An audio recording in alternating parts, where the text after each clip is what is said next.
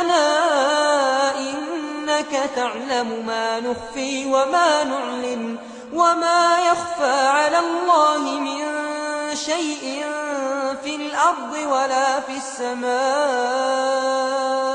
الحمد لله الذي وهب لي على الكبر إسماعيل وإسحاق إن ربي لسميع الدعاء.